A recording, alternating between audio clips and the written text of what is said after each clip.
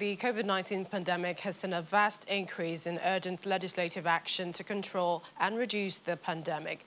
Well-designed laws can help build strong health systems, evaluate and approve safe and effective drugs and vaccines, and enforce actions to create healthier, safer public spaces and workplaces. To this end, the World Health Organization has launched the COVID-19 Law Lab initiative to gather and share legal documents from over 190 countries across the world to help states establish, implement strong legal frameworks to manage the pandemic. The goal is to ensure that laws protect the health and well-being of individuals and communities and that they adhere to international human rights standards. We understand that it's the joint project of the UN Development Programme and WHO and also other institutions.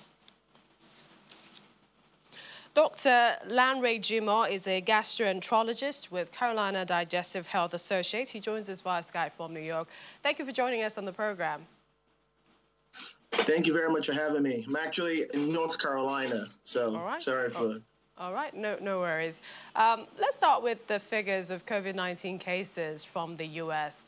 A lot of people are calling it different things, a second wave, a resurgence, but what do you call it? And is there a plan to stop the infection spread? Thank you.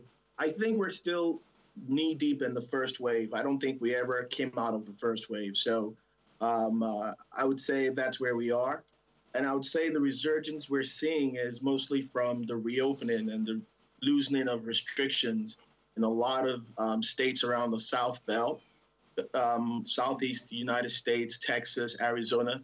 And so I think that's what's going on right now is that some of these states reopened too soon and people had what you call quarantine fatigue.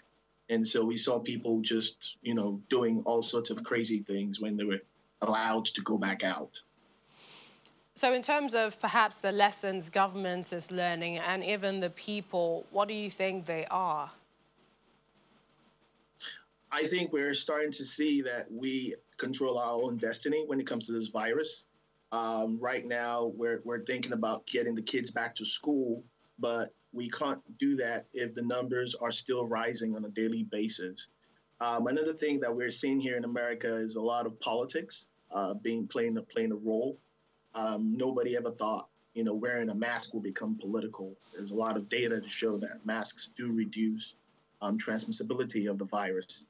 So I think the biggest lesson for us in Nigeria, and thankfully we don't have an election coming up, so our leaders can act right and do the right thing. I think it's got to be a collective effort by the leaders to set the right examples and also by the people to try to be responsible and try to do the right thing to protect one another. Are you optimistic with the level the vaccine, especially the Oxford vaccine, has gotten to, and perhaps some of the other vaccines so far, even though WHO is saying not until perhaps the first part of next year before we're able to access it? Absolutely. I think that's even being overly optimistic. The quickest race to a vaccine ever in history was 4 years for the mumps vaccine in 1967. So now we're talking about trying to get a vaccine built under a year. That is being very optimistic. I think the virus is going to be here with us for some time. It's come to stay. There's a lot of positive findings from the top 3 that are now in phase 3 trials. To give you some perspective, there's about 163 vaccine candidates globally. Of those, 140 are still in preclinical stages. And 10 are in phase 1, 10 are in phase 2, and only 3 are in phase 3 as of today.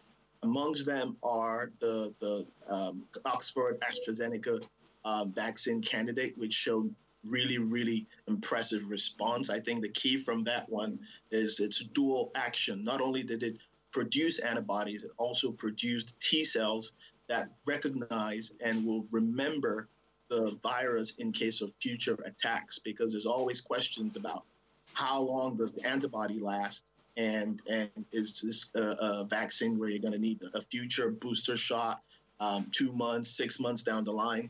There's a lot of details we don't know in terms of getting the vaccine ready for public consumption.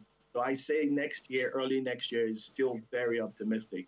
I would probably be looking at next summer, especially when you consider the logistics in after the vaccine is ready. How do you get it to the people and disseminate it globally? This is going to be a Herculean task. All right. Thank you so much, Dr. Larry Jimo. Thank you, a gastroenterologist joining us from North Carolina. Thanks. You're welcome. Thank you.